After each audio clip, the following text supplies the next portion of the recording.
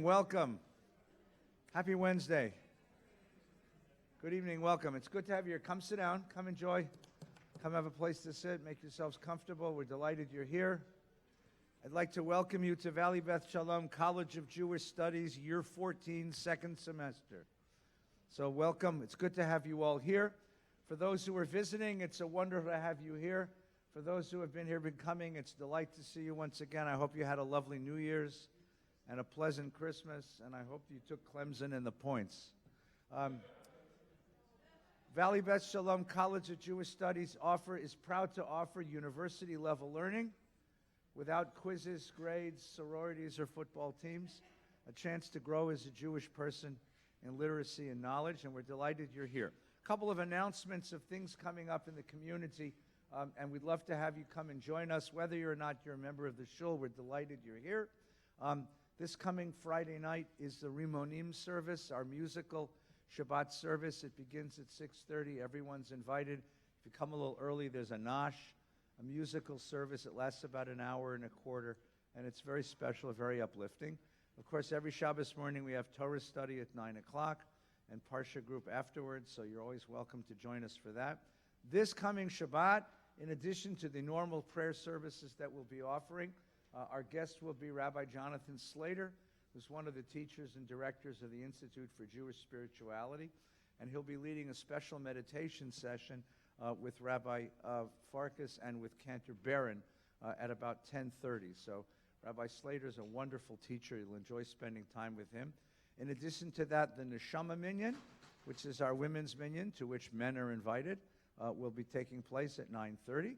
And the Neshama Minyan is going on a retreat on February 8th and 9th, and all the women of the community are invited for a wonderful Shabbat at Camp Brandeis Bardin. It's a weekend of learning and being together, of celebrating and growing, and everyone who'd like to be part of that is invited to join that as well. One more announcement. I know it's a little confusing. Friday night the 18th, is that the date? Friday night the 18th is Shabbat Shirah, the Sabbath of Song. And every year we spend a Sabbath, a Friday night, celebrating the traditions of Jewish music. And this year we're going to be welcoming a wonderful musical group from Israel, Navat Tehillah. They're wonderful composers of Jewish music and wonderful performers. And they'll be joining us for Friday night. So it's 7:30 on Friday night the 18th, and everyone is certainly invited to join us for that. That's all the announcements, unless I can think of any more. Yeah, I'm sure there's more, but at least start with those right now. If you'll do this, please stand up from your seats, turn to the folks beside you, and wish them Happy New Year.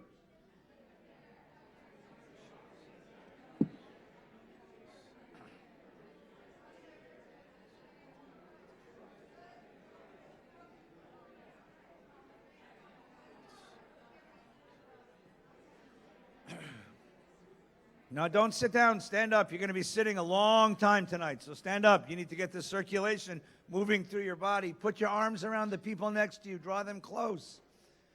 Meet the nicest smelling Jew from Tarzana. Come in close. And we say blessings for the opportunity to learn and grow together. Baruch atah Adonai, Eloheinu melech haolam, asher kidshanu mitzvotav etzivanu la'asok b'divrei Torah. Yaseh shalom. Yaseh shalom, shalom aleinu ve'al kol Yisrael.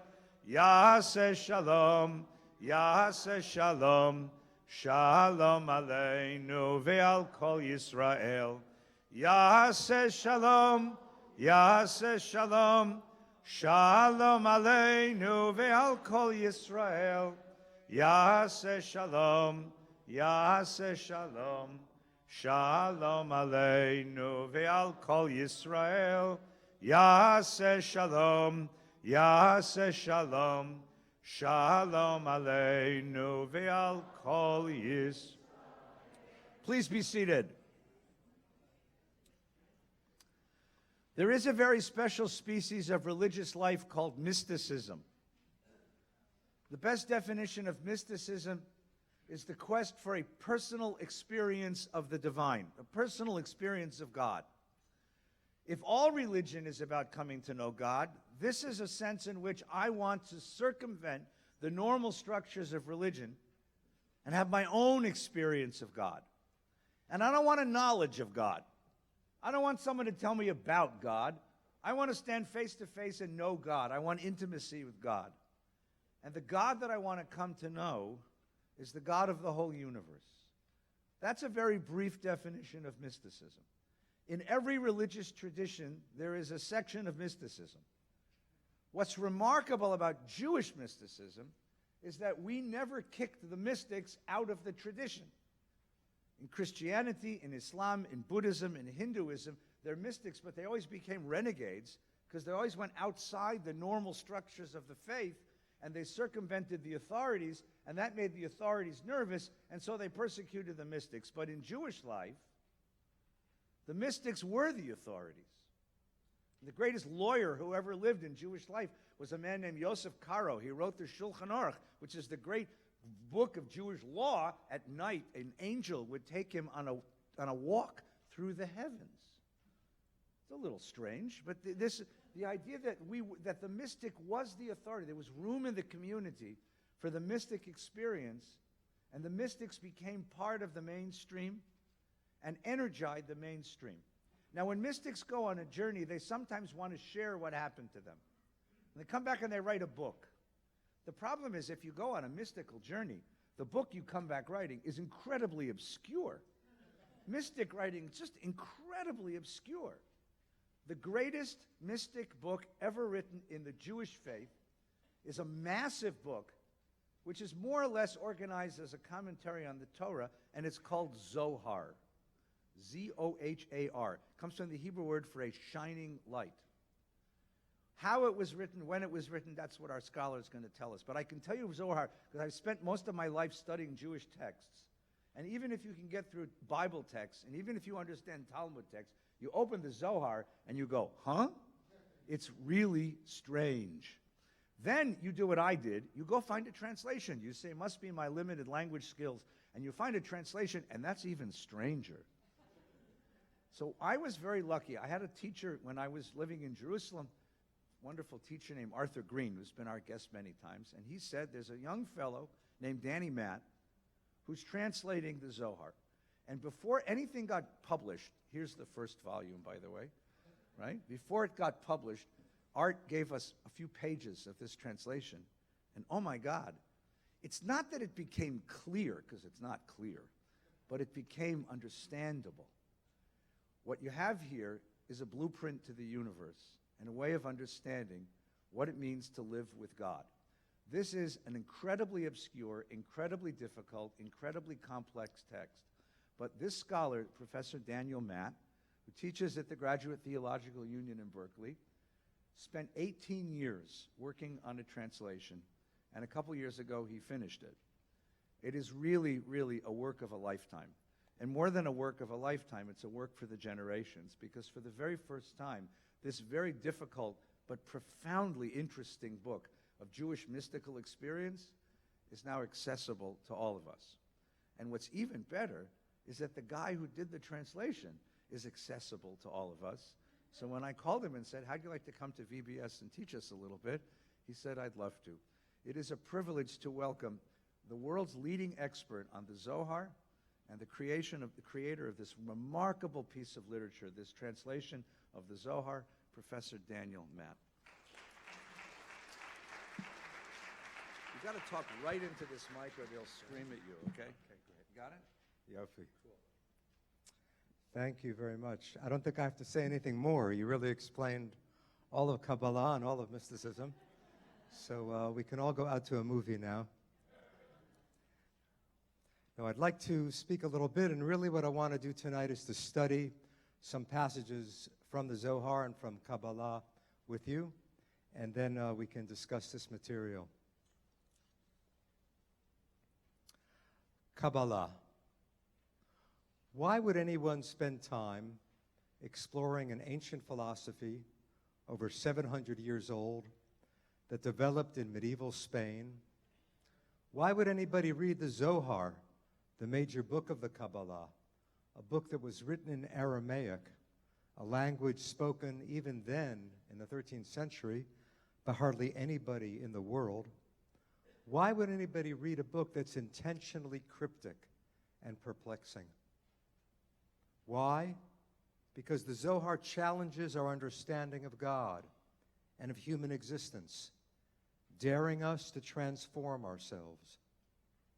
The Kabbalah shatters childish images of God and instead discovers a God called Ein Sof, infinity. Ein Sof is beyond all gender and personality. But when we come to the 10 Sifirot, the 10 qualities or aspects of God, here we find that God is both male and female, equally male and female.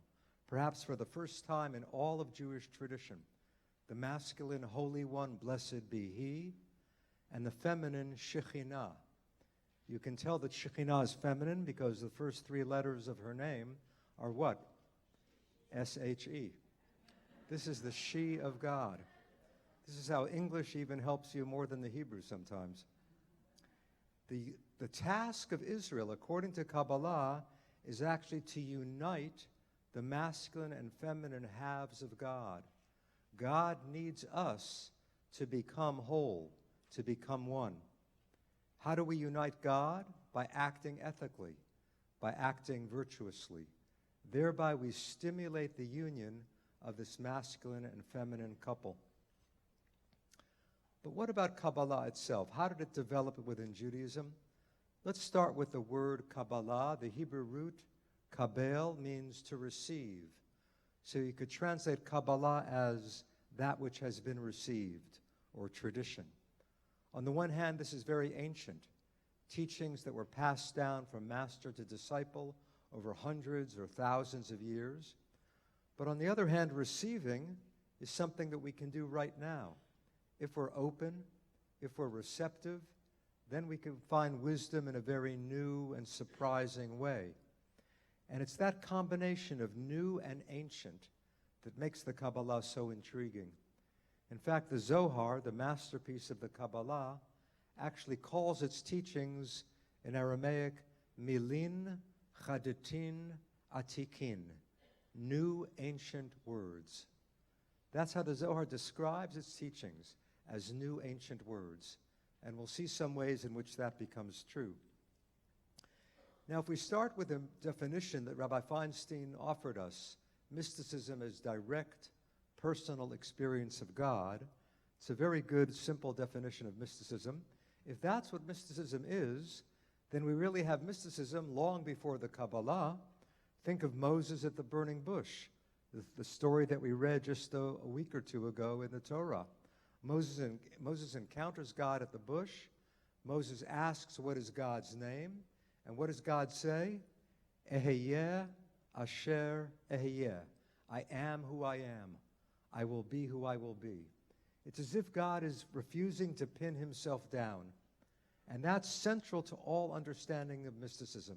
You can't define God. God is the unbounded. God is the infinite. Or as the Kabbalah says, God is Ein Sof, which literally means the infinite. So one of the central teachings of Kabbalah, that God is undefinable, is right there in the Torah. When God says, I am who I am, you can't pin me down. Now, if we're talking about direct experience or direct visions of God, we have that many times in the Bible. Perhaps the most dramatic example is the opening chapter of Ezekiel. You remember the prophet Ezekiel is in Babylon with the people, and he gazes up to heaven, and he has a vision of God's throne whirling through the heavens. This is eventually called the Merkavah, the chariot. That was Ezekiel's dramatic, mystical vision, right there as part of the prophets in the Tanakh. That, in fact, became the basis of all later Jewish mysticism. In Talmudic times, we have stories of many rabbis who tried to re-experience what Ezekiel had experienced. They tried to attain their own vision of that divine throne. And then as the Jews wandered and traveled through the Mediterranean world and into Europe, we have these earlier mystical teachings, commentaries on Ezekiel, certain techniques of meditation. These gradually develop into what is called Kabbalah.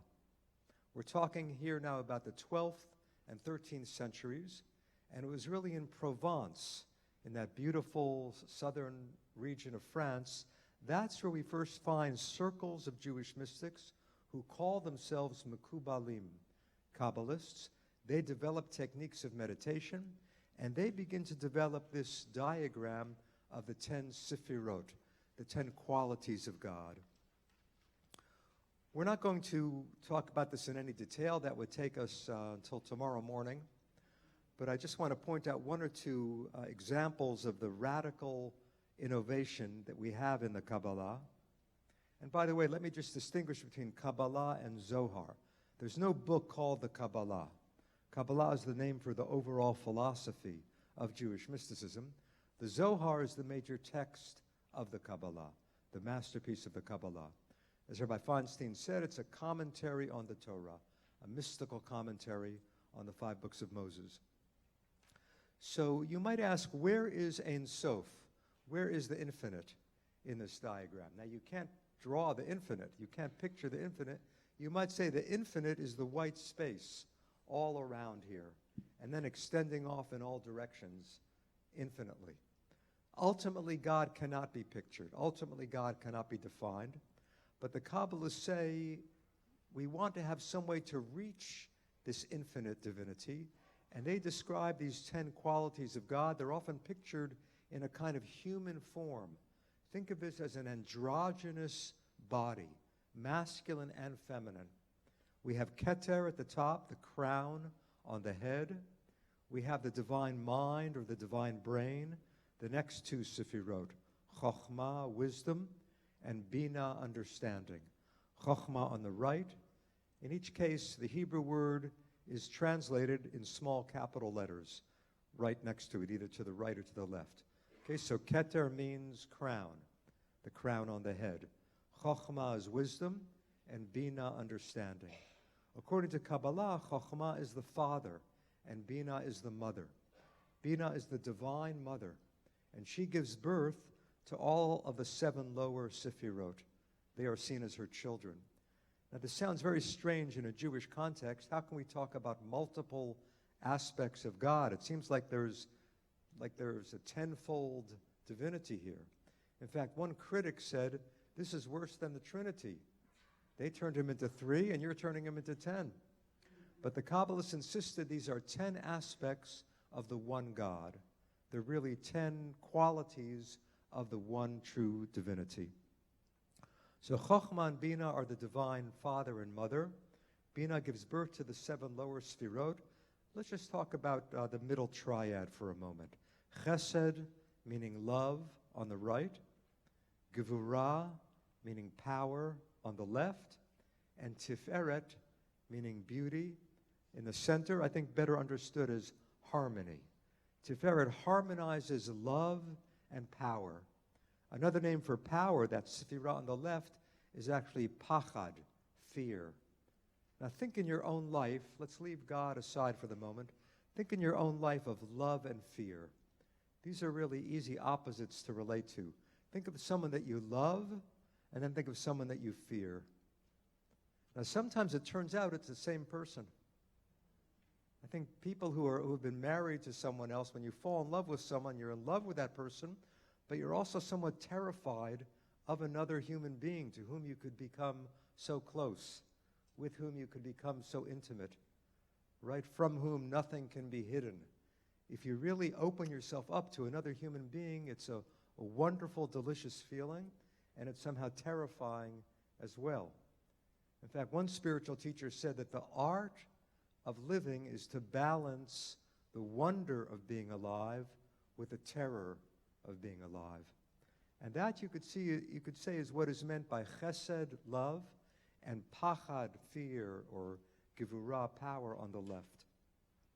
In other words, these are human qualities and divine qualities at one and the same time. You think that you're studying about God, but really you're digging deep into your own psyche.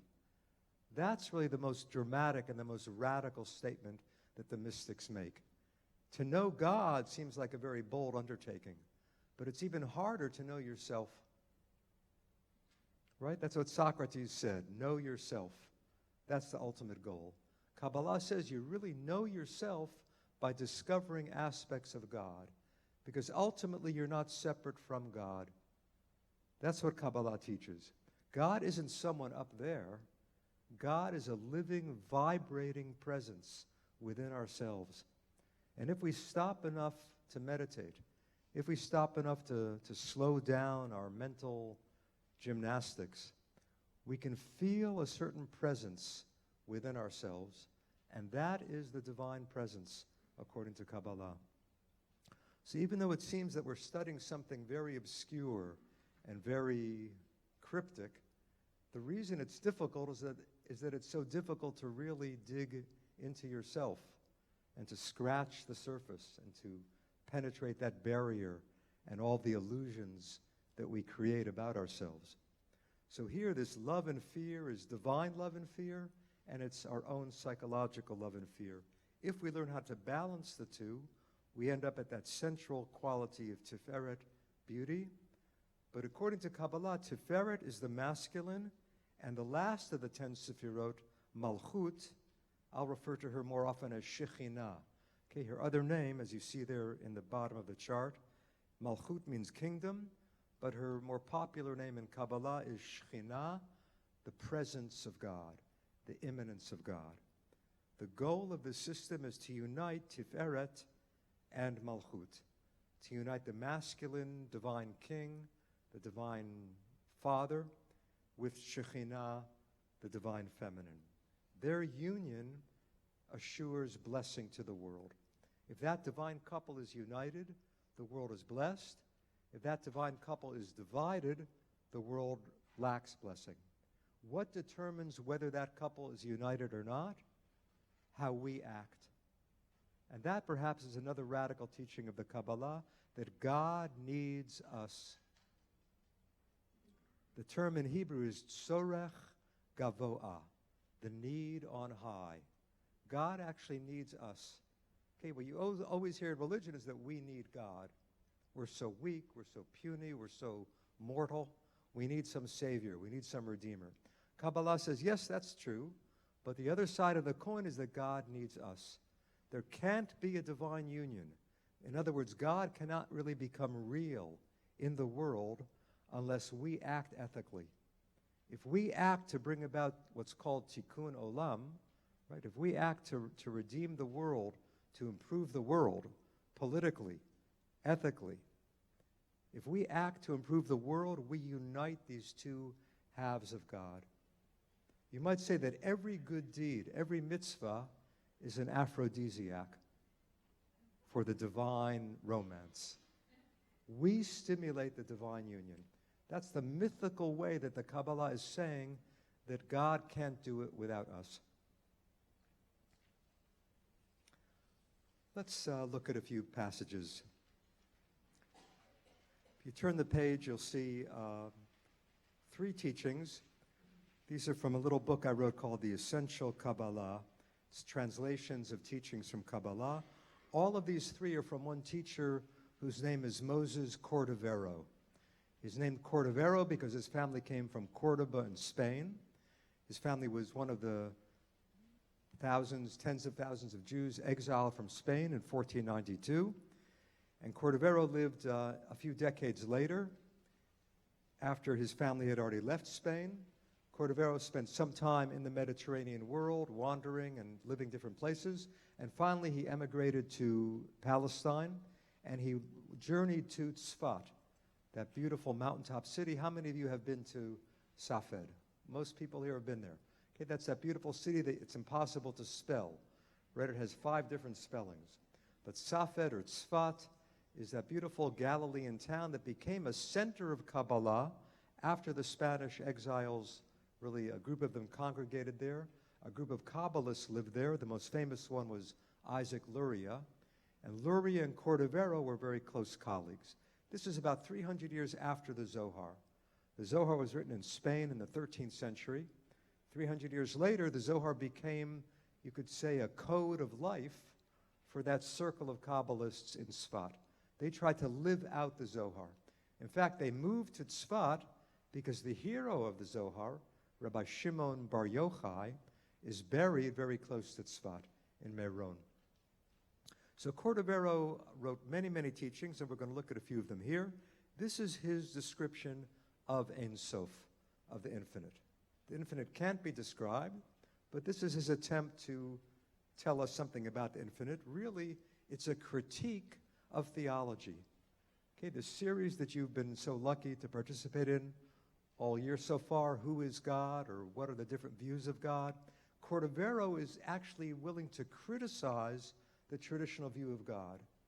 Now, maybe that's not unusual. Your own rabbis may occasionally criticize some statements about God, but for a 16th century rabbi to come out and criticize what the Bible says about God is pretty shocking. But let's see what Cordovero has to say. The nature of God. An impoverished person thinks that God is an old man with white hair, sitting on a wondrous throne of fire that glitters with countless sparks.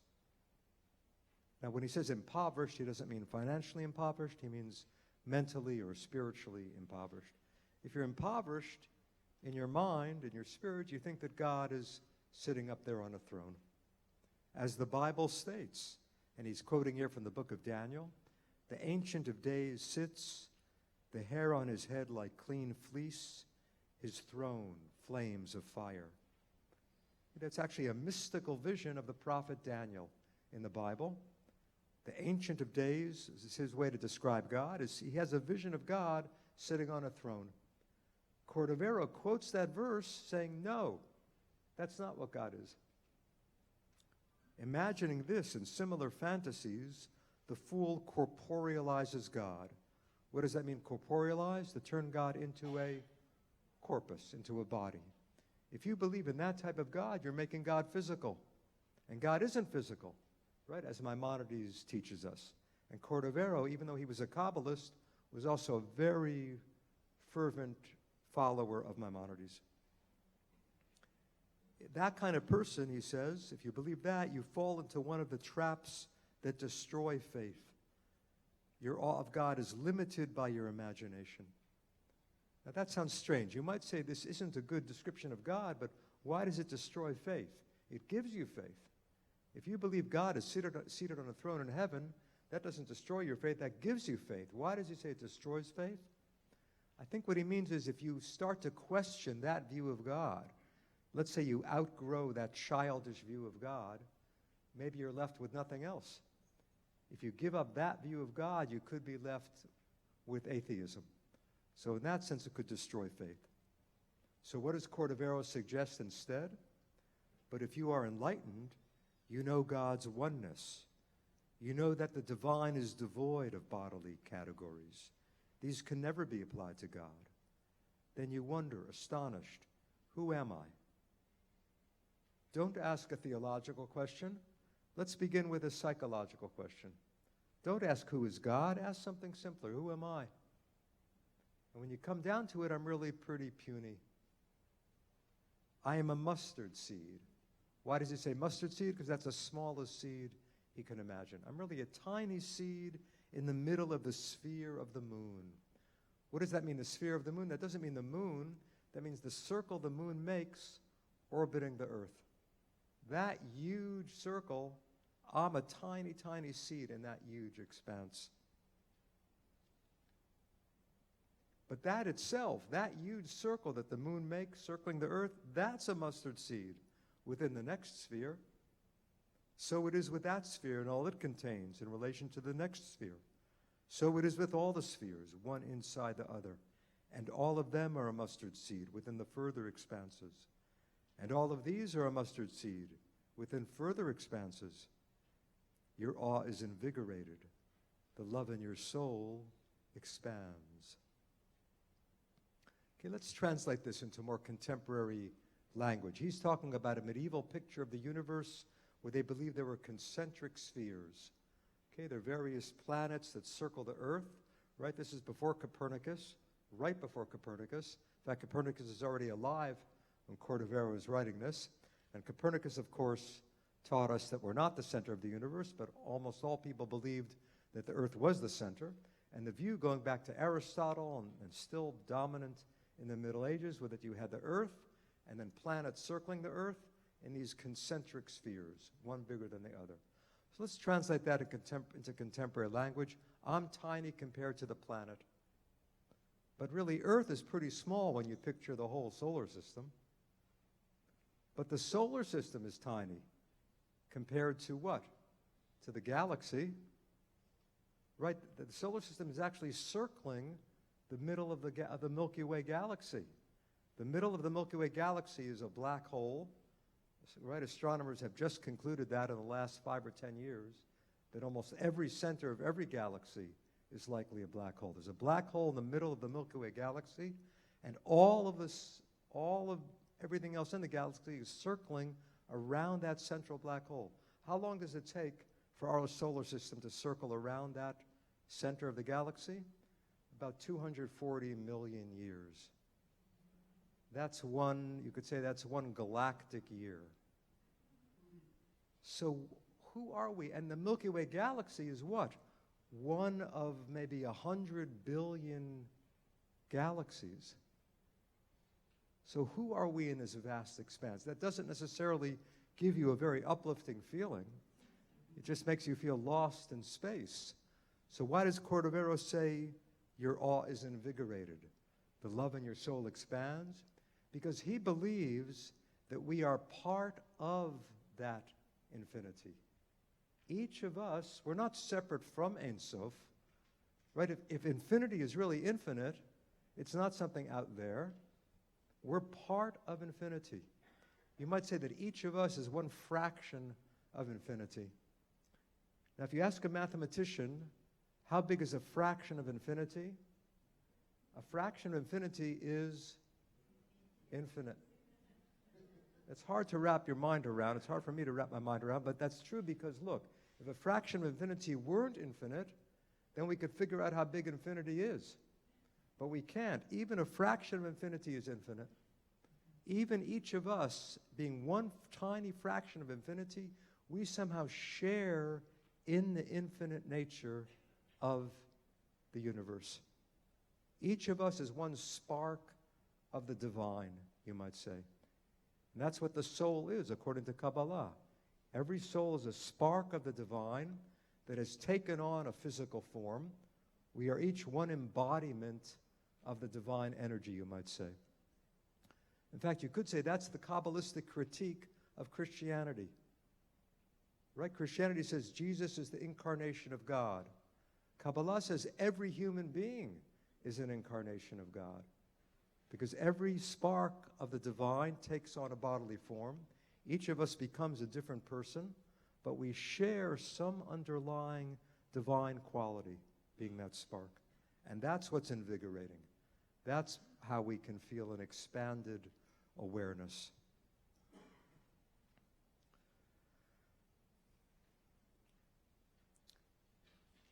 Let's continue. Non-duality. This is again Moses Cordovero. The essence of divinity is found in every single thing.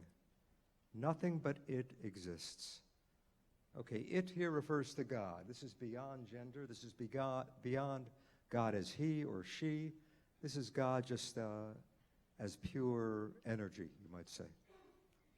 Since it causes everything to be, no thing can live by anything else. It enlivens them. Its existence exists in each existent. You may not have seen that word recently. Existent means simply an existing thing. Do not attribute duality to God. Okay, we're going to see in a minute what he means by duality.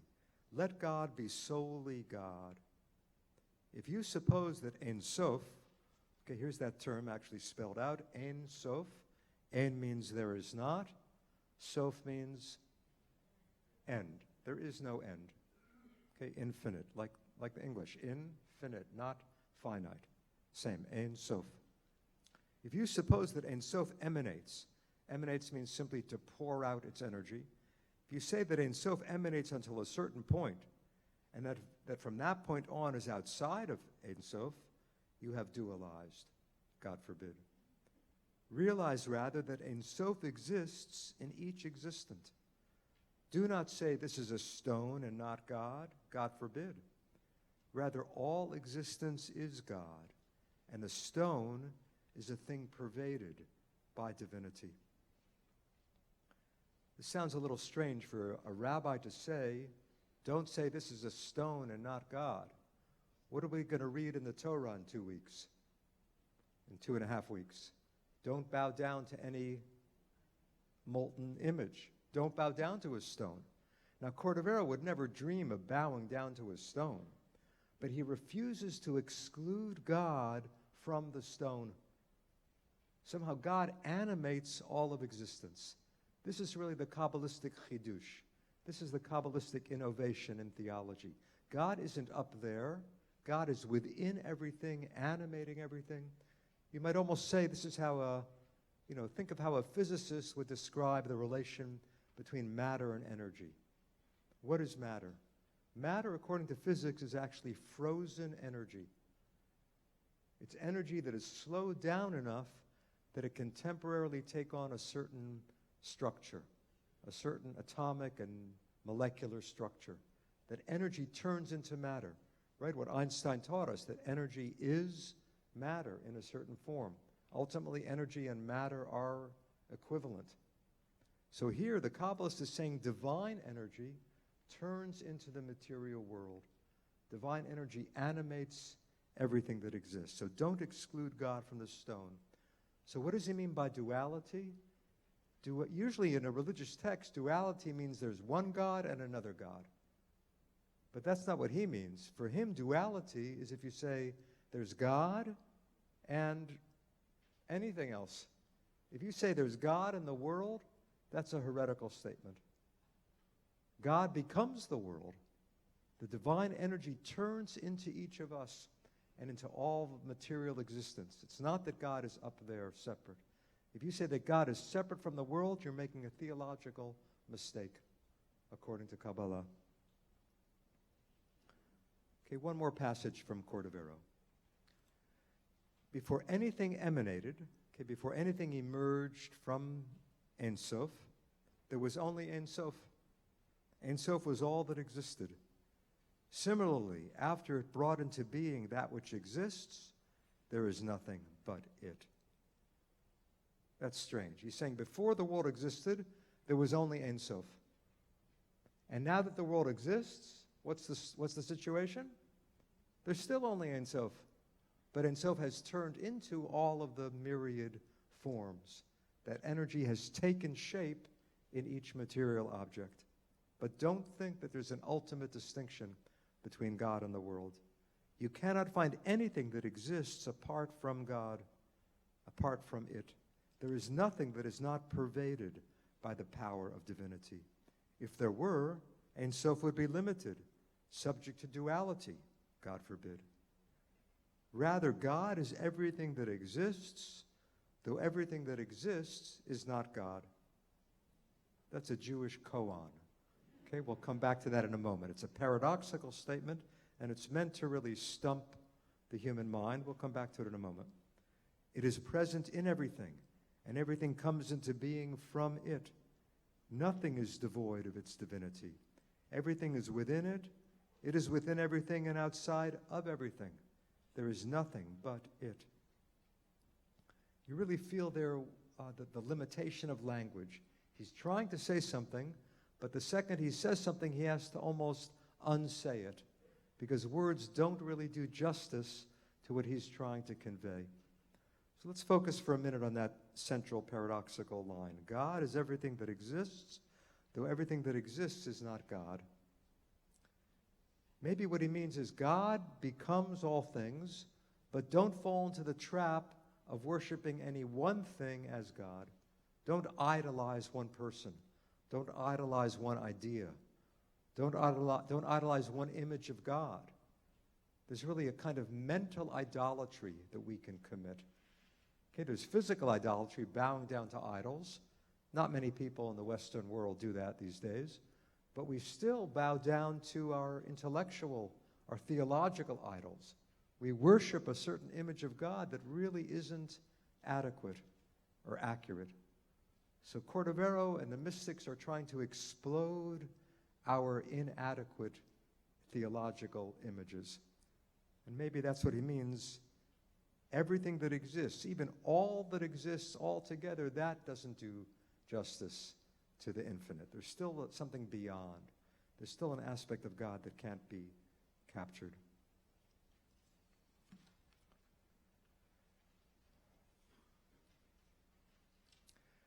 Let's take a minute just to sit.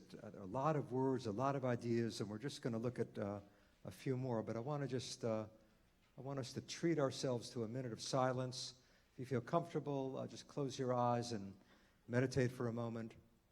If you'd rather not, just bask in our communal silence, and then we'll study a little bit more.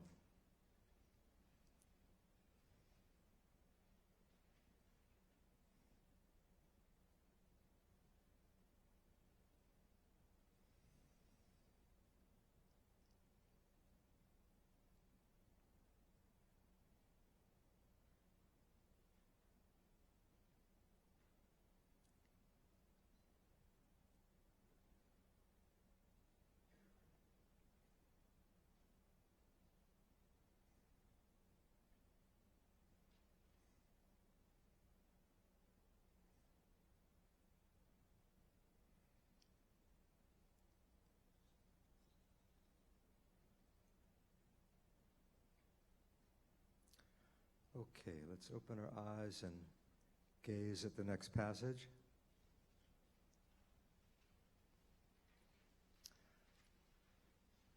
This is one more teaching of Cordovero, concealing and revealing. When powerful light is concealed and clothed in a garment, it is revealed. Though concealed, the light is actually revealed. For were it not concealed, it could not be revealed. Okay, this is what gives mysticism a bad name. You know, it sounds like this is nonsense, but let's be patient. He's actually going to explain it. This is like wishing to gaze at the dazzling sun. Its dazzle conceals it, for you cannot look at its overwhelming brilliance. Right? The sun is so bright, you can't actually look at it. Right? If you look at it, it's too much. It will blind you. So it's so bright that you can't look at it. So how can you look at it? Only if you start to conceal it. If you wear sunglasses, if you use a filter, if you look at it through something that partially conceals it, then what conceals it actually reveals it. That's what he means. Yet when you conceal it, looking at it through screens, you can see and not be harmed. Okay, that's why he begins. When powerful light is concealed and clothed in a garment, it is revealed. Though concealed, the light is actually revealed. For were it not concealed, it could not be revealed. And what's his last line? So it is with emanation. Okay, so it is with the divine flow. By concealing and clothing itself, it reveals itself. What's he really talking about here? God and the world. We can't see God directly, right? As the Torah says, Lo yir'ani ha'adam v'chai. You can't see me and live. So how can we experience the divine? Through nature. God reveals himself, herself, through the wonders of the physical universe. That's God concealing himself or herself. In fact, the mystics like to play on the word olam. The word olam, world, the same root, ayin lamed mem, means hiding, ne'elam. So the world is a hidden form of the divine.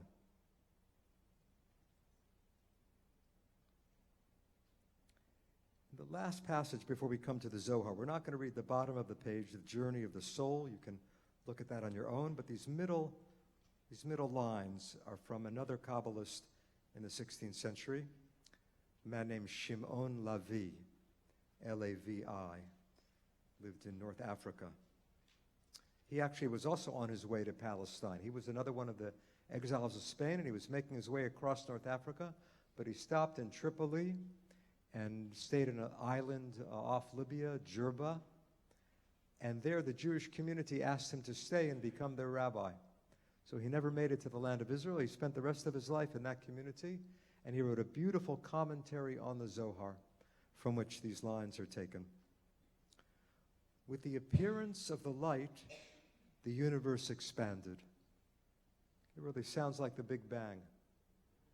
In fact, I wrote a book called God and the Big Bang that was really inspired by this line. With the appearance of the light, the universe expanded. Okay, he sang that in the 16th century. With the appearance of the light, the universe expanded. With the concealment of the light, the things that exist were created in all their variety. This is the secret of the act of creation. One who understands will understand. What's that in Hebrew? V'hamevin yavin. If you get it, you got it. V'hamevin yavin. One who understands will understand. So he's bringing here actually a secret that he learned from his teacher. He doesn't want to say too much about it, so he just says it very briefly, and then he says, V'hamevin yavin. You often find this in Ibn Ezra. The great biblical commentator Ibn Ezra, he writes little cryptic comments, and he says, V'hamevin yavin, or V'hamaskil yavin. The one who understands will understand. So we have here the secret of creation in 4 lines, but the last line just says, one who understands will understand. So we really have 3 lines. But the 3rd line just says, this is the secret. So we really have 2 lines. If we can understand these 2 lines, we have the secret of creation according to Kabbalah. Okay, those 2 lines, the first one, maybe in the 16th century, that was a radically new idea. But now every high school student learns that. With the appearance of the light, the universe expanded. That is the Big Bang. So it's the 2nd line that's really the most intriguing. With the concealment of the light, the things that exist were created in all their variety. That sounds strange, because he should say, with the revealing of the light, things were created. Why does he say with the concealment of the light, things were created? Because, let's go back to science. Science would say you have this explosion, you have this initial Big Bang, but if that energy from the Big Bang just kept shooting out in all directions, nothing would ever form. Nothing could ever form. There could never be the first galaxy. There could never be the first star until that energy slowed down, until the force of gravity allowed or forced that energy to start forming into some atomic structure, some nuclear structure, then atomic structure, then molecular structure. So in fact, the scientists would just change one letter, not the concealment of the light, the congealment of the light. If the energy congeals, if the energy slows down, if the energy starts to take shape, then you have all the things of the universe, galaxies, stars, planets, people. That happens only when the light is concealed or congealed. So I think it's that rhythm between the appearance of the light, that initial explosion, and the slowing down of that energy, things taking on structure, things taking on some bounded nature. That's the secret, the revealing and the concealing, the interplay between the two. I know I'm giving you a lot at once, and this is really the gems of Kabbalah. Any one of these paragraphs really could be enough for a whole evening of thought or discussion. But since I'm here for a brief time, I wanted to give you what I thought are the gems of Kabbalah. And there's just one more that I want to share with you, and this is a passage from the Zohar. So look at the next page. And this is actually 2 pages back to back from the translation that I completed of the Zohar. This is from the volume 1 of the Zohar Pritzker edition. And you see at the top of the page, I'll show you how this is laid out. The top of the page says what? Bereshit. So this is the Zohar's commentary on the first portion of the Torah, on Parashat Bereshit. On the left, it says 153b. That's a traditional pagination of the Zohar. The Zohar is only the top, 6 lines there. The bottom is my commentary. Usually there's not that much commentary, just that this is a very packed and dense passage. That's why there's a lot of commentary and very little text. We're just going to read this little passage from the Zohar. We're not going to read the commentary. I'm going to allude to a little bit of it, and please, you can explore it more on your own if you'd like. This is the Zohar's commentary on one verse from Parashat Bereshit, the story of the Garden of Eden. We all know that story, of course. Adam and Eve eat from the fruit of the tree of knowledge. And at that point, God expels Adam and Eve from the garden. And that's the verse we're looking at. Everything in italics on this page is a quote from the Torah. So you see here that little nested quote. He drove out et ha'adam. Right? The Hebrew is vayigaresh. He drove out. Et. Et means nothing. Ha'adam, the human. I translated it Adam here. Literally, it's the human. Now, what's going on with this word et? I said it means nothing. How can you have a word in Hebrew that means nothing? Every word means something. Well, in Hebrew, you actually have a word that means nothing. I don't mean it means zero. I mean, it doesn't mean anything. In Hebrew, you can't say, I drink the water. You have to say, I drink et the water. You can't say, I see the ceiling. You have to say, I see et the ceiling. So what is it? This word et is a marker for the direct object. If that direct object has a definite article. Okay, you can say, I drink water, you don't need the et. Ani shoteh mayim. But I drink the water, ani shoteh et hamayim. Why is that? It's very strange. What is this word? Grammarians call it a particle. Why do they call it a particle? Because they don't know what to call it. They have to call it something. They call it a particle. In fact, David Ben Gurion had a plan. He had a project to eliminate et from Hebrew. He said, why are we wasting all this valuable printer's ink on a word that means nothing? So he tried to convince the Academy of the Hebrew language to eliminate et. He wasn't completely successful, but you do find in modern Hebrew there are a lot fewer ets than in classical Hebrew. But in the Torah, you have et all the time. Look at the first verse of the Torah. Bereshit bara Elohim. In the beginning, God created et hashamayim, the heavens, ve'et ha'aretz, the earth. You have two ets. Think how many ets you have in the whole Torah. Now, there was one rabbi, Rabbi Akiva, who loved to interpret et. He said, if the word et comes in a verse, that means that you can add something to the verse. For example, it says, et ha'elohim tiraun. You should revere God. It says in Deuteronomy. But it doesn't say you should revere God. It says you should revere et God. So Rabbi Akiva said, this means you should also revere your rabbi. What's the point? The Hebrew phrase is et lerabot. Et increases the meaning. Now, you can imagine you could get carried away with that kind of interpretation. And in fact, Rabbi Akiva's colleagues got very tired of him. They said, dayecha, enough with you. What do we say on Pesach? Dayenu, enough for us? They said, dayecha, enough with you already and your ets. But Akiva loved to interpret et, and the Zohar takes that on as well. What happens in the Zohar, though, look back for a moment at our chart of the 10 Sfirot. Et becomes the name of one of these Sfirot. Which one? It happens to be that it's Shekhinah, the last one. Why is she et? Because what's interesting about that word et? It only has two letters, but which two letters? The first and the last. So this is amazing. It's a little word that means nothing, but it contains everything. It's A to Z. What does Jesus say in the New Testament? I am the Alpha and the Omega. It's in the Gospel of John. Now, actually, if Jesus actually said that, he probably said, I am the Aleph and the Taf, because his Hebrew was a lot better than his Greek. But it's interesting you have that. I am the first and the last. In the Torah, in the Tanakh, you have that. God says, Ani Rishon va'ani Acharon in Isaiah. So Shekhinah is Aleph to Taf. In fact, it's interesting. Keter, the first Sphirah, is known as Aleph. So you might imagine that Shekhinah would be Taf. But no, she's Aleph to Taf, because each of the Sphirot includes the preceding Sphirot. Each Sphirah includes the preceding ones. Shekhinah, being the last of the Sphirot, is the beginning to the end. She's Aleph to Taf.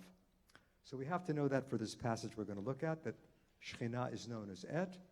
The other thing we have to know is the word legaresh, to drive out, to expel.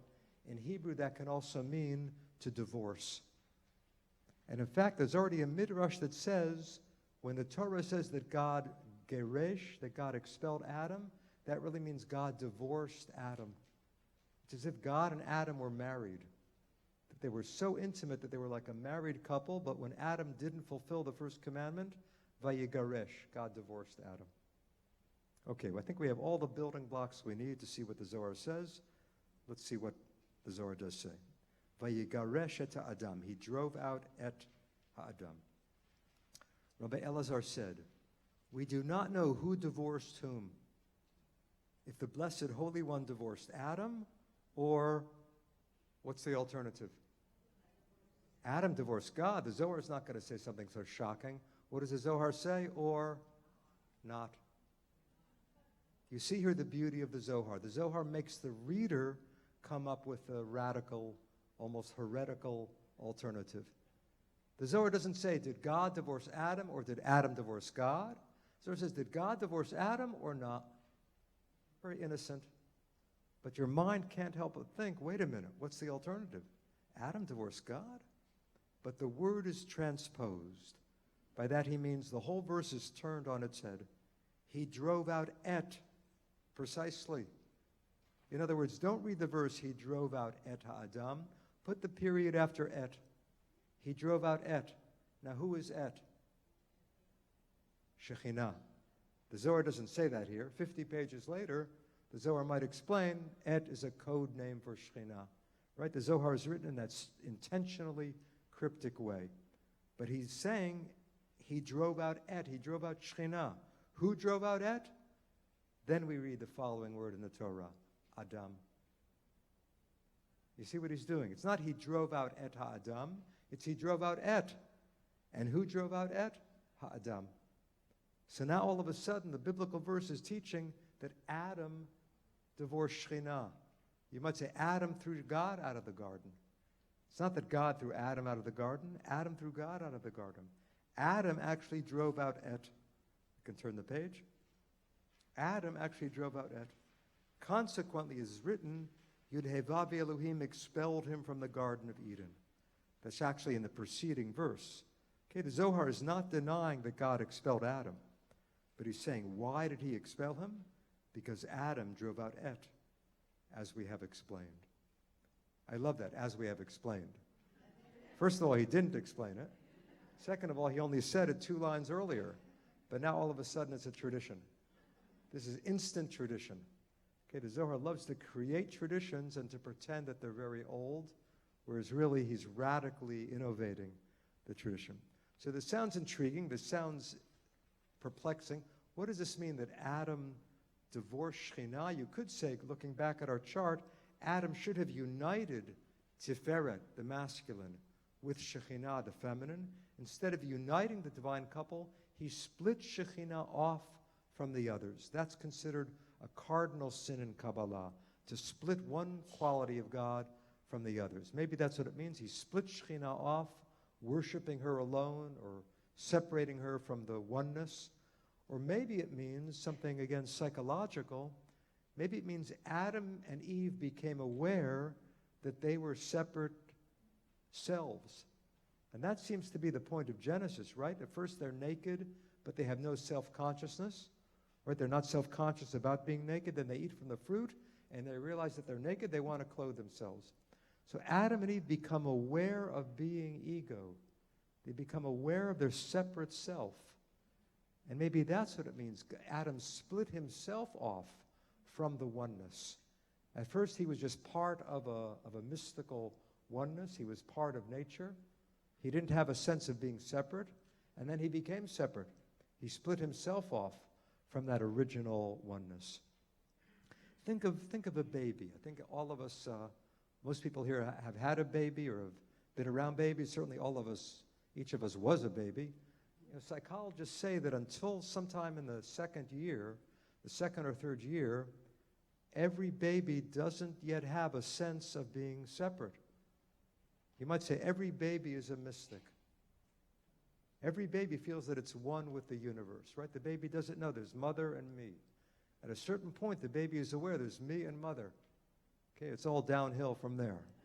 Right? But until we get that sense of being a separate self, we're part of this original cosmic consciousness, this original cosmic oneness. We become separate.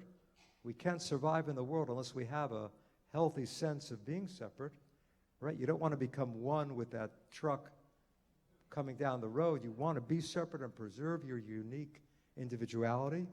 But what spirituality is about, what religion is about, certainly what mysticism is about, is trying to regain some sense of being part of this greater whole, being part of this oneness. That's what Adam and Eve lost, and that's what Torah or Shabbat is about, trying to regain some sense of harmony, some sense of unity. I think that's probably enough for us to cover at one point. I think we'll take a little break, and then we can discuss it. The rabbi and I will discuss it, and hopefully there'll be time for questions too. So,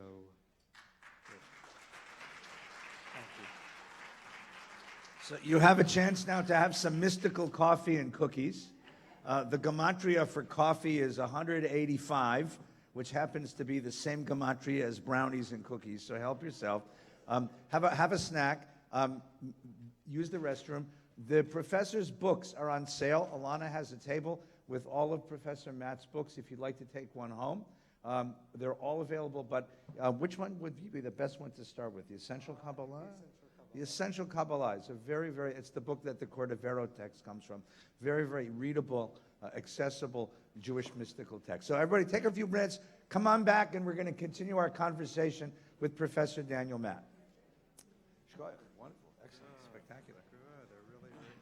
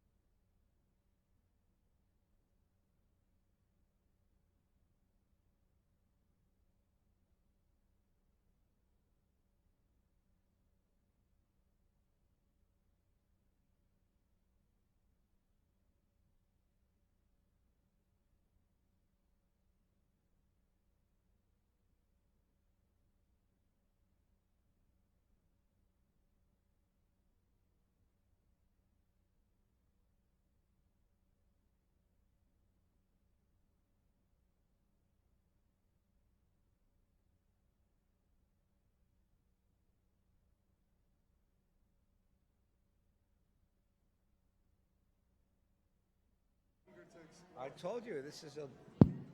There it goes. Good evening, everyone. Please come take a seat. We have a few minutes left to explore some of these themes of Jewish mysticism and Kabbalah with Professor Matt. There we go.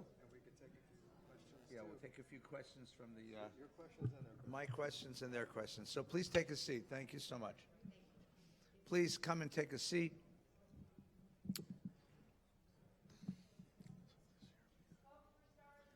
Good. Come and take a seat.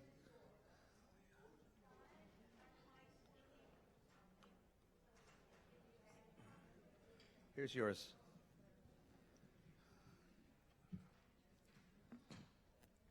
Just a couple of preliminary announcements. Next week, we're going to welcome Rabbi Eli Rifkin. He's actually the rabbi of Chabad of Northridge. And we're going to be talking about the God that we meet in Orthodox Judaism, and especially in Chabad. He'll be our guest. Following that, we're going to welcome Rabbi Jason Weiner, who's the chaplain of Cedar Sinai Hospital, talk about the God we meet in tragedy and in catastrophe. And then we'll be meeting Reverend Julian Bull, who is the headmaster of Campbell Hall School. He's an Episcopal priest, and we'll be talking about the God that he teaches in his school and what it means to introduce God to young people. So these will be some of our coming attractions. I want to thank Professor Matt for coming down from Berkeley to be with us this evening. Before we get into the substance of the conversation, and there's so many great questions that people have asked we want to get into, I just want to ask you sort of a preliminary. Say, doctor, I'd like to learn more about Jewish mysticism. How can I do that? What books, courses, programs might I look to gain some background in this?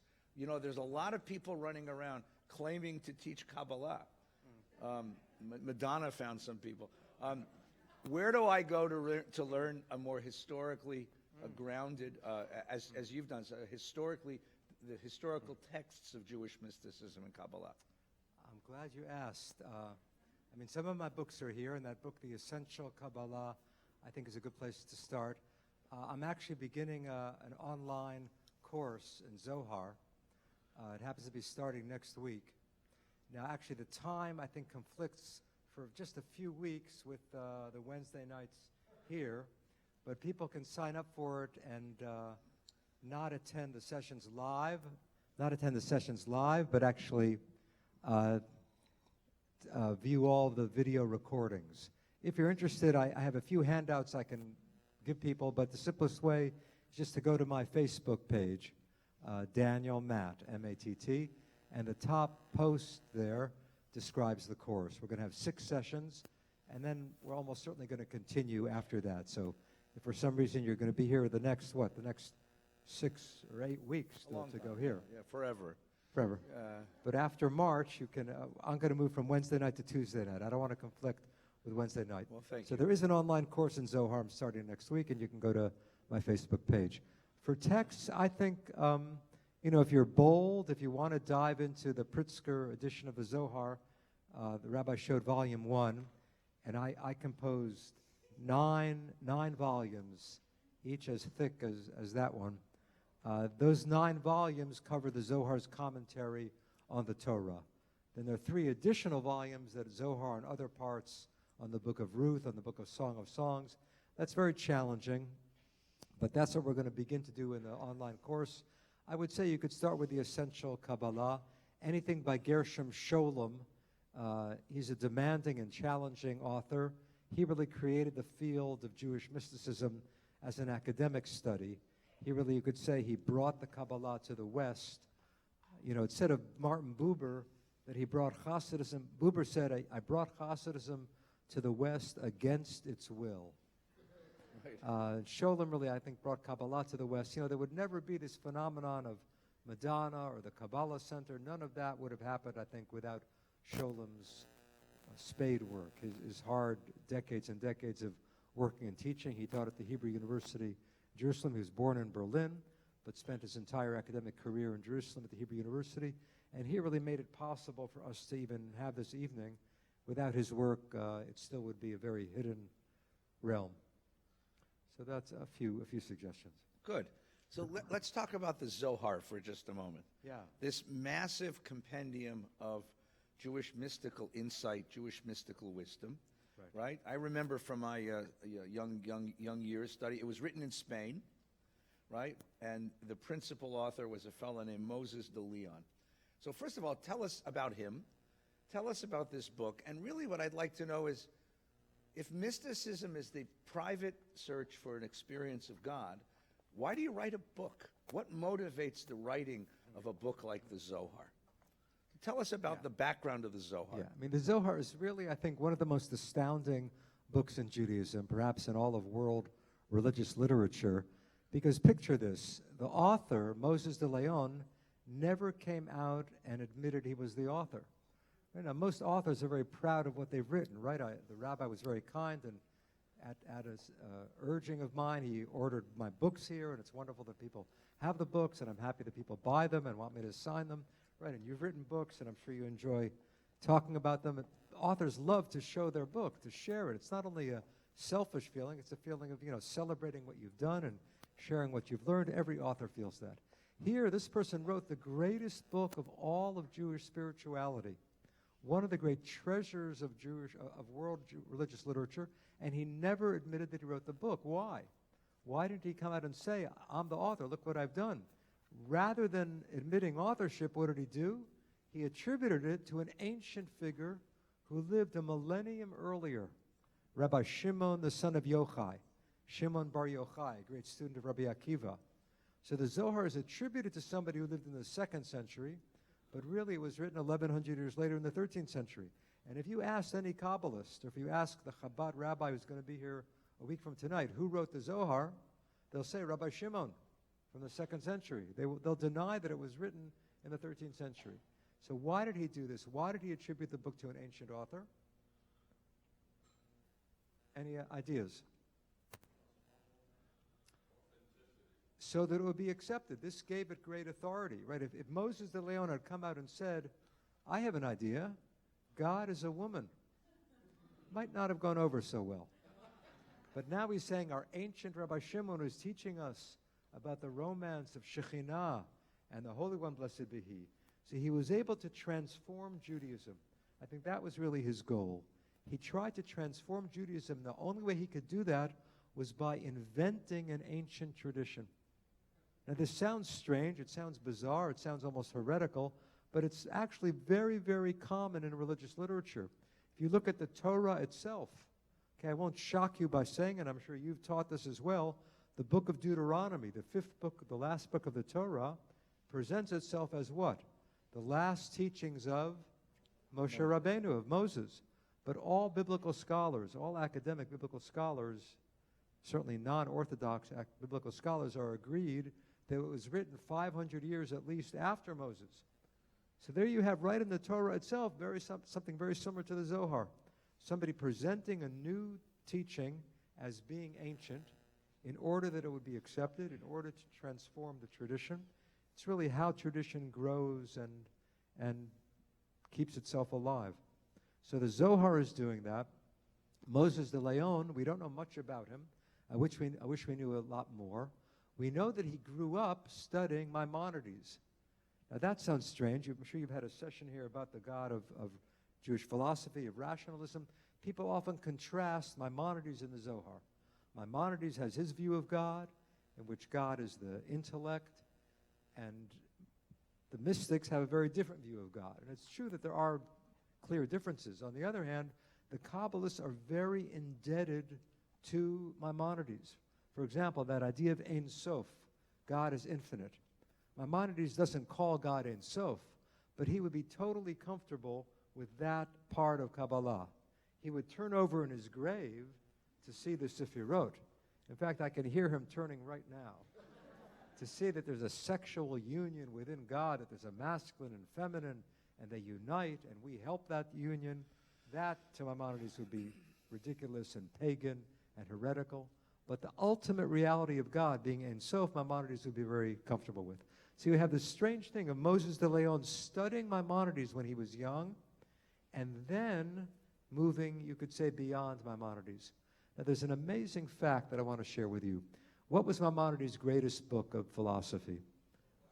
The Guide of the Perplexed, right? Moreh Nevuchim. He wrote that in Arabic, but it was translated into Hebrew already in his lifetime. The oldest copy in the world of the Hebrew version of Moreh Nevuchim, it's in a library in Moscow, in a collection in the Moscow Library. It's written by a scribe. Okay, this is a manuscript that goes back to the 13th century. And at the very end of the manuscript, the scribe says, I've copied this out for Rabbi Moshe ben Shem Tov de Leon, Moses de Leon. The oldest copy in the world of Maimonides' great book was written for the author of the Zohar. The scribe wrote it for Moses de Leon. It's a beautiful historical coincidence that links the Zohar with Maimonides. So we don't know much more about Maimonides, about Moses de Leon. He wrote certain books in Hebrew that he admits having written. Right, the Zohar, he never puts his name to the Zohar. He writes other books. He says, I, Moshe de Leon, am writing this book in the year 1293 in the town of Guadalajara, Spain, that is, not Mexico. He says where he wrote it, when he wrote it, and what does he do in those books? He quotes the Zohar. Now, he's quoting his own book, right? So how does he quote it? He doesn't say, this is something I wrote. He doesn't say, this is the great book that I wrote. He says, the ancient ones have said, I found in the book of the ancients.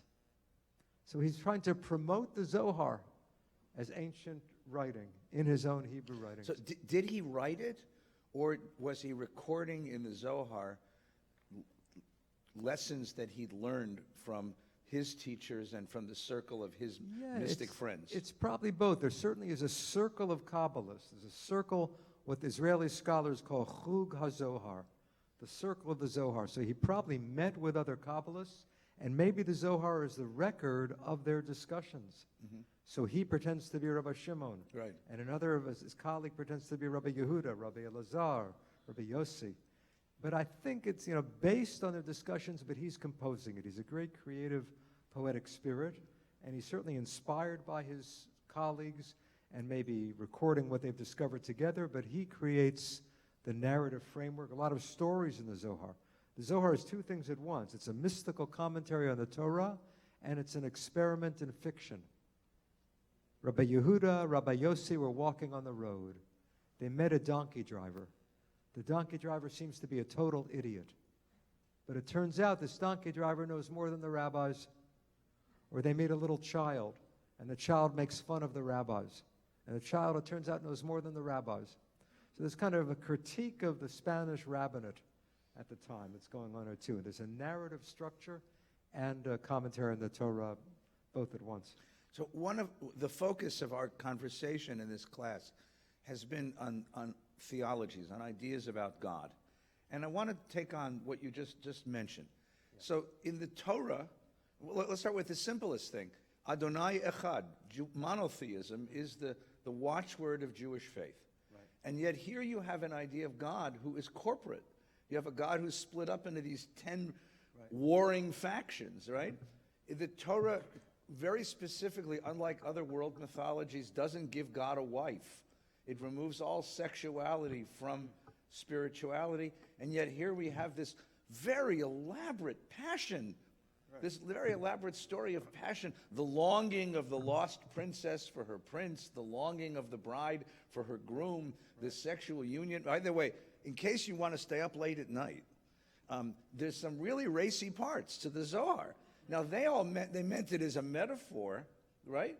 They use erotic language as a metaphor for the regaining of divine unity, but on the surface, it's very racy kinds of stuff. Yeah. So you have a God who's broken into pieces, a drama of the inner drama of that God. You have a God who's assigned erotic and erotic imagery. All of that stuff that seemed to have been pushed out of the biblical tradition sort of comes roaring back into the Zohar tradition. So how was that allowed? I mean, how did Judaism accommodate? Right. How did Jewish monotheism accommodate such an idea of God? I mean, this explains, even more clearly why Moses de Leon had to attribute it to Rabbi Shimon. He couldn't come out and say, this is what I think. He's saying this is ancient teaching. So what's going on here with this oneness and multiplicity? You know, it's interesting. Judaism is certainly based on God's being one. As you said, the watchword of our faith. Now, it's interesting. The Shema says, Shema Yisrael, Adonai Eloheinu, Adonai Echad. God is one. But what do we say at the end of the Aleinu? Bayom hahu yihiyeh Adonai Echad, u'shemo Echad. That day, eventually, finally, when the Mashiach comes, God will be one. So is God one now, or will God be one? You could say that Judaism lives in that tension between insisting that God is one and yet admitting, if you look the way the world is, has God's oneness really manifested in the world? So for God to be truly one would mean for there to be harmony in the world, for God to influence the world, for that oneness to actually have an effect on us. And we have to commit ourselves to a kind of life that will make sure that God is one, will verify the oneness, or will actualize the oneness. You could say that what Kabbalah is about is saying that it's up to us to make God's oneness real. And the way that the Kabbalah does it is with this mythical image. We pretend that God has this multiplicity so that we can manifest the oneness. It's up to us, by the way we live, by the way we help our neighbor, by the way we improve society, by the way we vote. It's up to us to make an impact on the world and to bring that oneness about. One of the most beautiful names for Shekhinah is Sod HaEfshar. Shekhinah is the secret of the possible. In other words, God is potentially real in our life. But unless we commit ourselves to ethical living, to cultivating a spiritual life, we don't really actualize that potential. So I think there's a way in which, you know, multiplicity really is a fact, but we have to strive to turn the multiplicity into oneness. One thing about Shekhinah, because you mentioned this, and it's very interesting, you certainly do not have a feminine figure of God in the Torah. You know, if you look here or there, you might find a metaphor once in Jeremiah, you know, or a poetic image in Isaiah, where God speaks almost in feminine language, but you certainly do not have a romance within God. And yet, we know that in the ancient Near East, there was a goddess, right? We know that, in fact, she goes by various names: Asherah, Anat, Astarte. There were Canaanites worshiping the goddess, and there were also Israelites who were attracted to the worship of the goddess, right? We know that the prophets condemned the people for going after the false gods and goddesses. So you have an interesting situation. The Bible insists that God is purely masculine, and yet in Canaanite religion and some of the Israelite practices, we have worship of a goddess. But it's even more interesting than that. There were some Israelites, not only who worshipped Asherah, the Canaanite goddess, they wanted to combine the worship of Asherah with the worship of Yud-He-Vav-He, the God of Israel. How do we know that? Because archaeologists have found inscriptions such as, I offer this prayer to Yud-He-Vav-He and his Asherah. There were Jews who were worshiping Yud-He-Vav-He and his Asherah. Now that was, of course, eliminated from Judaism. But what happens in Kabbalah? Exactly what you said. It comes roaring back. Sholem has a beautiful phrase, Gershom Sholem. He calls this the revenge of myth. That feminine goddess was so suppressed, was almost entirely eliminated, and yet she reemerged right in the heart of rabbinic Judaism through the Zohar. You might say this is the goddess finally becoming kosher. That's really what happens with Shekhinah. It's a phenomenal transformation. It makes you wonder about Shekhinah because, you know, I mentioned two terms especially tonight, Ein Sof and Shekhinah. Okay, you might say those are two of the three contributions of Kabbalah. If you want to jot down, there's three things. Number one, Ein Sof. God is infinite. God is indescribable. Nothing we say adequately describes the divine. Number two, if we're going to talk about the divine, we have to balance the masculine with the feminine, which has been so lacking. That's Shekhinah. Number three, that God needs us. So those three things are really the three great chidushim of Kabbalah. But Ein Sof and Shekhinah, they're so different. Ein Sof, you never find that term before the Kabbalah. Nobody ever puts those two words together as a name for God until the Kabbalah. Shekhinah, on the other hand, you find hundreds and hundreds of times in the Talmud and the Midrash. Never in the Torah, although you do have the root shachan, right? Mishkan, the tabernacle. Right. God says, V'shachanti b'tocham, I will dwell among them. But you don't have God called Shekhinah, but the rabbis have God as Shekhinah. But it's not the feminine half of God. It's simply God's presence in the world. For example, you would never find in the Talmud the Kadosh Baruch Hu, the Holy One, blessed be He, and Shekhinah. You'd never find that. You have either Kadosh Baruch Hu or Shekhinah. Either one can describe God. But the two together as a couple, that's only Zohar and Kabbalah. But it makes you wonder, what does Shekhinah mean in rabbinic literature? The noun is feminine, right? Every Hebrew word that ends with hey is feminine. Shekhinah is feminine. Sometimes it sounds almost like a motherly figure, right? Tachat kanfei ha-Shekhinah, right. To come under the wings of Shekhinah. Right. Shekhinah seems to be this hovering, caring, compassionate presence. Motherly God. Motherly. It really seems to be a motherly God hundreds of years before the Kabbalah. So in a sense, what the Kabbalah does is to take that notion of Shekhinah and bring out her feminine nature totally. There's one passage in the Talmud, the entire Talmud, which shows you that some of the rabbis already saw Shekhinah as feminine. One rabbi says, what was said about one rabbi, whenever his mother came into the room, he would get up and say, I have to rise because Shekhinah is coming into the room. Whenever his mother came in the room, he thought the Shekhinah was coming to the room. For that rabbi, his mother was an embodiment of Shekhinah. So there is a feminine quality of Shekhinah already hinted at in the Talmud and the Zohar, and that's really true of almost everything in Kabbalah. It's radically new, but it's ancient. It'll take something that the rabbis hint about, and it will make it prominent. So I have one more question, and then we'll get questions from the community. And this is personal, so you can answer as you'd wish. You're an academic scholar, and the work you've created here is a brilliant piece of academic scholarship in both the translation, the editing, the translation, and the footnotes, which is so very deep. But you spent 18 years living with these guys. 18 years living with this book, 18 years living with Rebbe Shimon and Rebbe Yehuda, wandering through the Galilee, talking to children and donkey drivers, and dealing with Shekhinah and the Sfirot. How did it affect your religious life, your personal religious life? Next question. No, that's fair. If you don't want to, take it up, that's fair. I'm often asked that. It's the hardest question, really. I think you have to ask my wife. I don't remember what I was like before I started it, but I would say, it certainly has enriched my Judaism. Whatever I do in Torah or mitzvot or certainly Shabbat, it takes on so much more power. I think the Zohar, enables you to feel the divine presence in the everyday.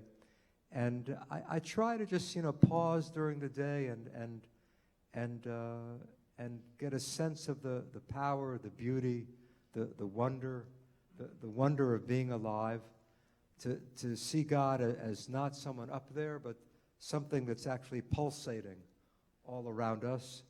And the Zohar has enabled me to do that to a greater extent. It's also just enriched the Torah, because sometimes it's what the Zohar says, and sometimes just it's how bold it's being. Right. It's so creative and so bold. It's really celebrating the imagination, and it really encourages you, it encourages me, it encourages each of us to make the Torah speak to us, to say, what in that could be real for me?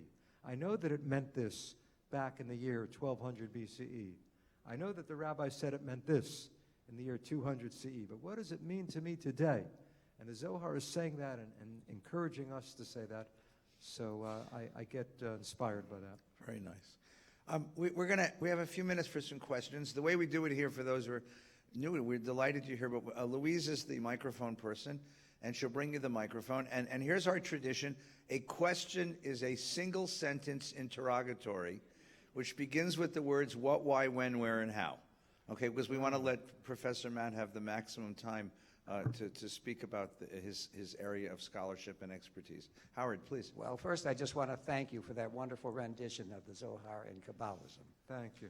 I had a terrible impression of it because of the Kabbalah Center on Robertson.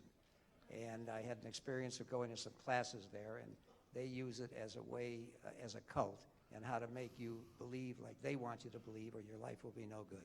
What do you think And your of the question Kabbalah? is? My question is, what do you think of the Kabbalah Center on Robertson? What do I think of the Kabbalah Center? Yeah, I'm often asked that, but I haven't been asked that often right in the heart of their territory.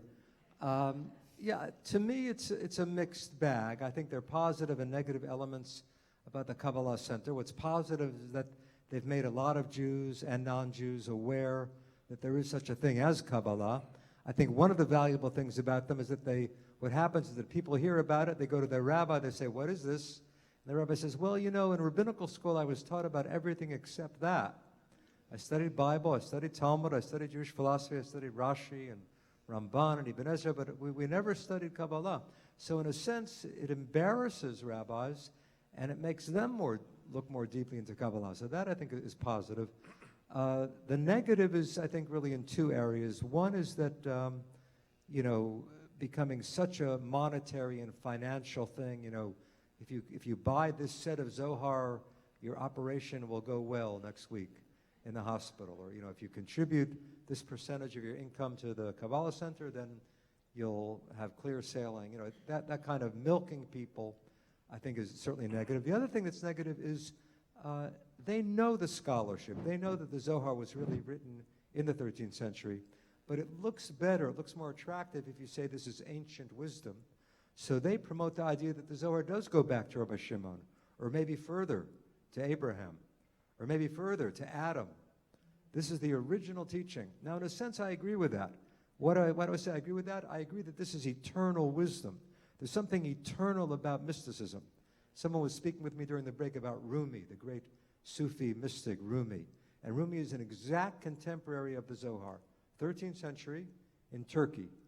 Okay, Rumi was probably one of the greatest of all the Sufis. He lived at the same time as the great author of the Zohar, and you find parallels. I sometimes in my notes have footnotes to Rumi. I quote Rumi. Rumi can help you understand Zohar. So it's important to know when the Zohar was written. It's important to know that it was written in Christian Spain. For example, Shekhinah. What's going on in the Christian world with the feminine? Who's the feminine for the Christians? Mary. Mary. There's worship of Mary. Now that worship of Mary really goes back hundreds of years earlier. There were people already in the 2nd century who were worshiping Mary. But the church doesn't recognize it until when? The 13th century. It's only in the 13th century that the church comes out and gives Mary a semi-divine status. Yeah. The same time as the Kabbalah is emerging. That can't be an accident. In other words, the worship of Mary actually stimulated the Kabbalists to delve more deeply into Shekhinah, to celebrate her feminine nature. So how can that be? How can Christians influence the great work of Kabbalah? To an Orthodox Kabbalist, that's just unthinkable. So I think the historical context of the Zohar is very important and very helpful. And not milking people is very important. Good. Fine. Question, please. Yes, thank you very much for being here tonight. I was very anxious to hear you speak. I read your book, and I've read other sources. And I'm going to preface my question. I'm sorry to do so, because there's some things here that perhaps a lot of people won't be aware of. So I'm going to read it, if you don't mind. Please. The emanation of God is the soul that houses the body, inclusive of the brain and mind. And the Sefirot are the blueprint of the structure and components of the soul, and whose unique combination are a personality determinant. What is the interaction between the soul and the mind and brain in terms of behavior, be it good or evil, wise or otherwise, powerful, feckless, and so on? What is the connection between the soul and the mind and the brain?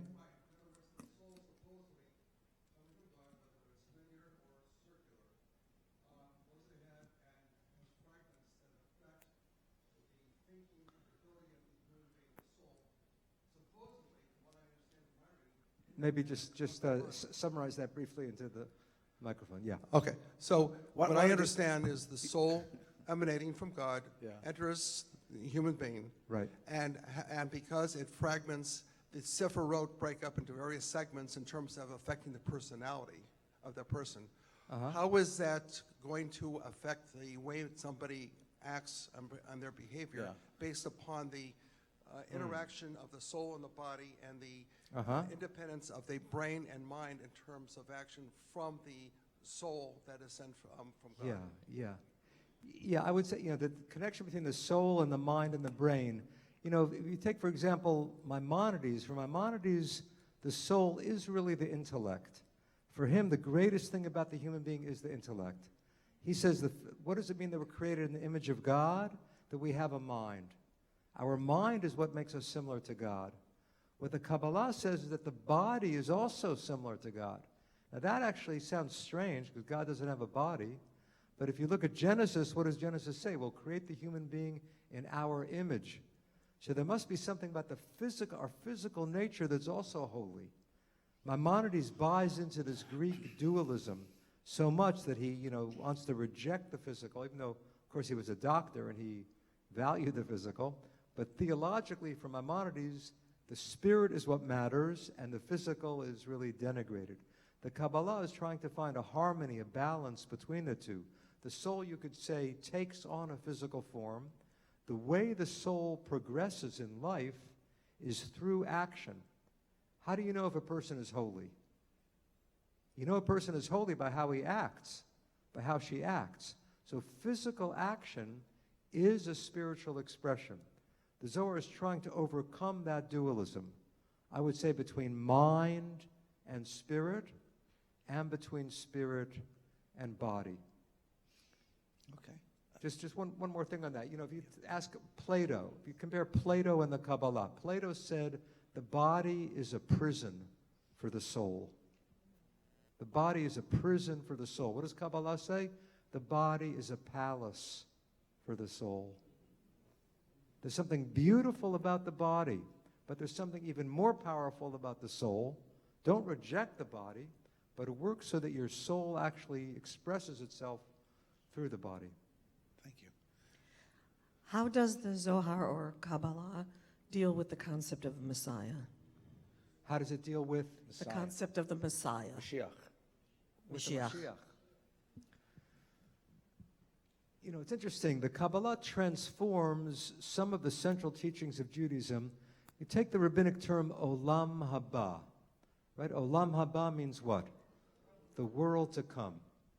But the Hebrew doesn't actually say the world to come. What's the Hebrew? Olam Haba, the world which is coming. Yeah. It's not the world to come, it's the world that's coming. And Kabbalah says it's the world that's always coming. It just adds one word, Olam Haba Tamid. Yeah. Olam Haba Tamid, the world that's always flowing. It's really another dimension of reality that you can plug into. So it's not just the future eon, it's something you can actually experience. Now, still the Kabbalah would say sometime in the future there will be harmony, there will be tranquility, there will be peace. So there is a messianic vision, but it's a little different. It's not that we're waiting for the Mashiach to come, it's that we have to construct a messianic reality. Again, it's up to us. Luria, Isaac Luria, of course, especially through the notion of tikkun, right, tikkun olam, we have to build the Mashiach. We can't wait for it to come. We have to actively transform the world into a messianic reality. I think the best expression of this is by that great 20th century Jewish mystic, Franz Kafka, who said, the Messiah will come on the day after his arrival.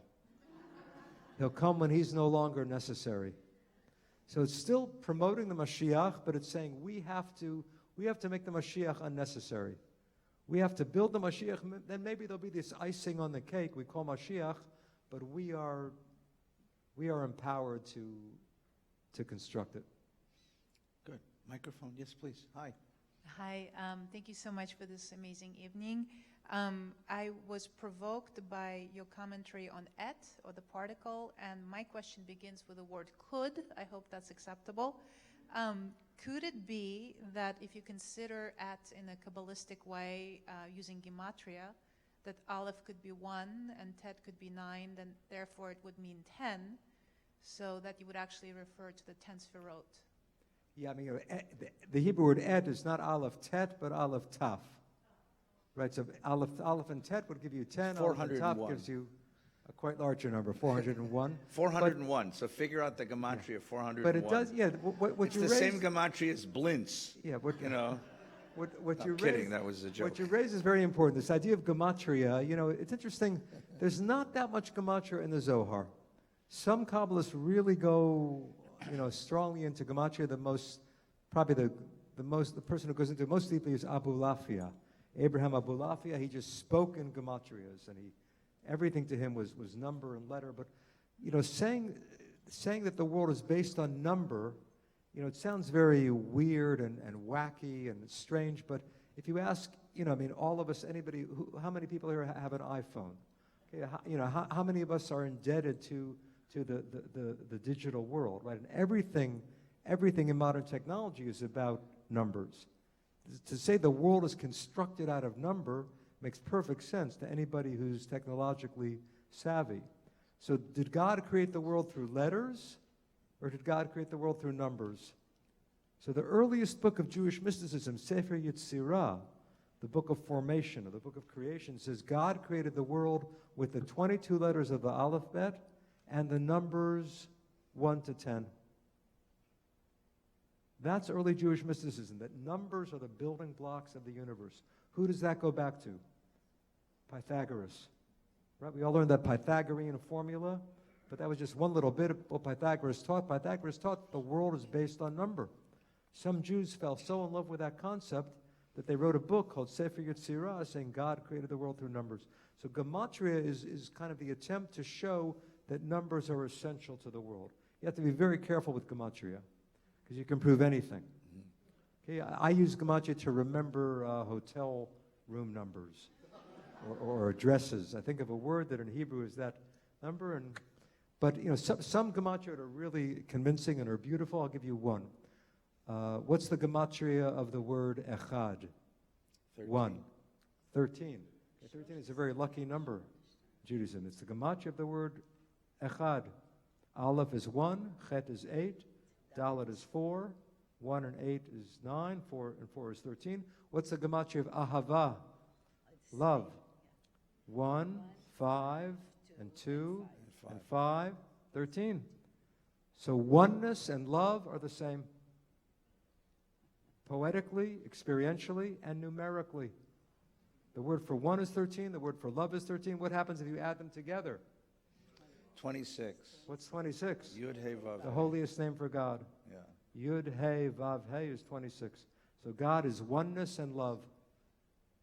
Who says that? Rabbi Akiva. What really matters is that God is one and love your neighbor as yourself. Jesus and Rabbi Akiva agree that those are the two most important mitzvot. Oneness and love is God. So gematria is beautiful. But you have to be very careful with it. But I want to pursue the question for a second, because I think there's a premise to your question which is really important to unpack for a moment. They're not reading the Torah as ordinary text.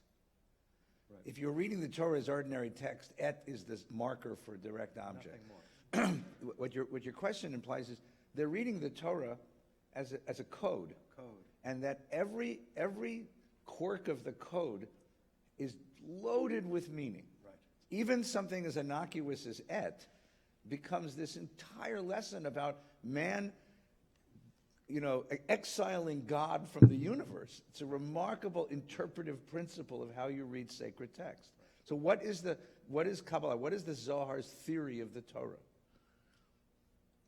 Yeah, the Zohar's theory is that not only are there divine names in the Torah, the whole Torah is one name. The whole Torah is a name of God. Everything in the Torah is mystical and divine. You think the word can be ignored. The most mundane verse in the Torah, who gave birth to whom? Or who were Esau's wives? Every little detail in the Torah can tell you something about the nature of God. You think it's talking about Abraham and Sarah? No, it's talking about two of the divine qualities and their interaction and the tension the dynamic. So the Torah is a biography of God. It's not just telling us about our patriarchs and matriarchs. It's saying how God unfolds and animates all of existence. Take the opening words of the Torah. Let's just close with this. Bereshit bara Elohim. Means what? In the beginning, God created. But what does the Hebrew actually say? Bereshit, in the beginning, bara, created, Elohim, God. How does the Zohar read it? In the beginning, it created God. God turns from the subject into the object. But then who's the subject? Why is it not named? Because it's the unnameable. It's Ein Sof. In the beginning, Ein Sof created one of the Sfirot is called Elohim. It happens to be Bina, the Divine Mother. In the beginning, actually the Zohar reads it, with beginning, by means of beginning, Ein Sof emanated Elohim. God turns into the object. It sounds heretical that God is created, but I think what it's saying is that our notion of God, our theology, is very puny. What we think of as God is already the second stage, or the third stage. The ultimate reality of God is Ein Sof, is unnameable. I want to thank Professor Matt for being with us tonight. Thank you. Please join us Friday night for Rimonim, and join us next week for Rabbi Rifkin's conversation. Thank you so much. Wonderful. Very nice. Beautiful, beautiful Torah. Beautifully done. Thank you. So take a few minutes. People are going to schmooze. And whenever you're ready, I'll take you back to the hotel. Okay? Yeah.